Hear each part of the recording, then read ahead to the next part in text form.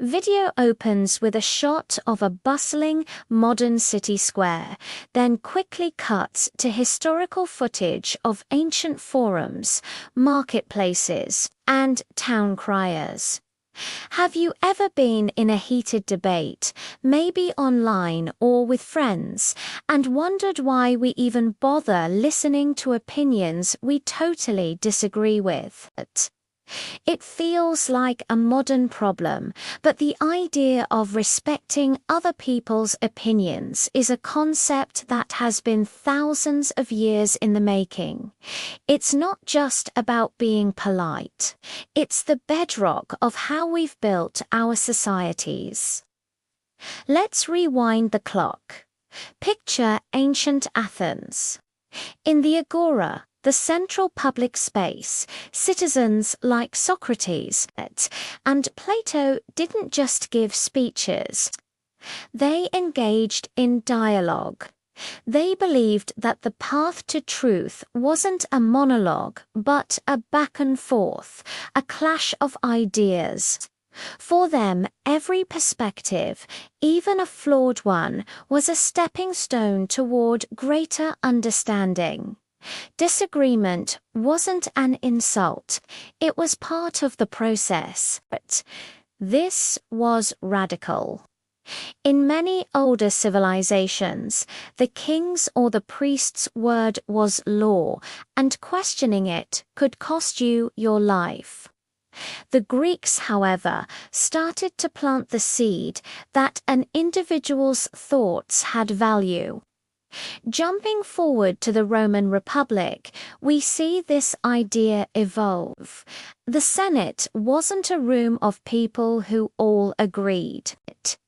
It was a chamber for debate, where senators from different backgrounds and with competing interests had to argue, persuade, and compromise to govern a vast empire.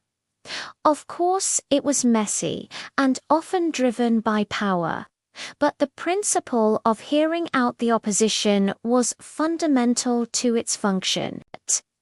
The idea that a single person should and have absolute power was a direct result of this respect for multiple viewpoints. But then came the Middle Ages in Europe. For a long period, conformity was king. The dominant religious and feudal authorities often demanded singular, unquestioning belief. Dissent was seen as heresy or treason.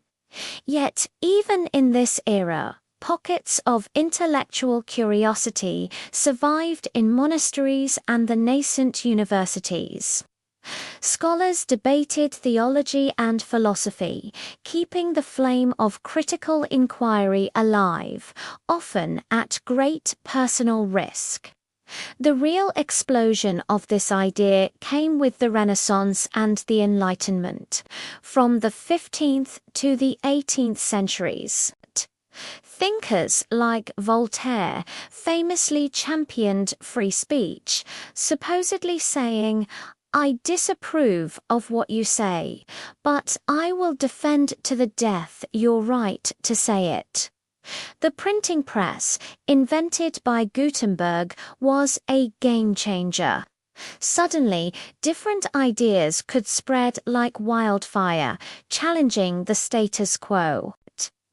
People started to believe that progress in science, in government, in human rights could only happen if we allowed new, sometimes uncomfortable ideas to be heard and debated. This revolutionary thinking directly fueled the American and French revolutions. The very foundation of modern democracy is built on the idea of the marketplace of ideas.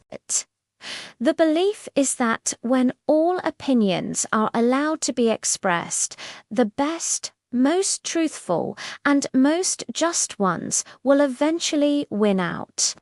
It's why a free press and freedom of speech are so fiercely protected in many constitutions.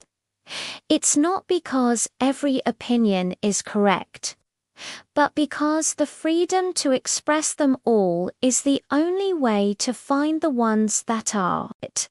So, the next time you scroll past a comment you find ridiculous or have to listen to a relative's political rant, remember this long, hard-fought history.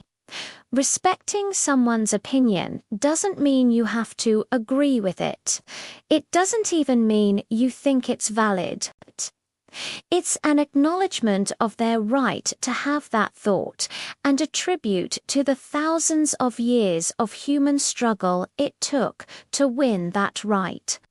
It's the trust that, through open conversation, we can move closer to a better, wiser world together.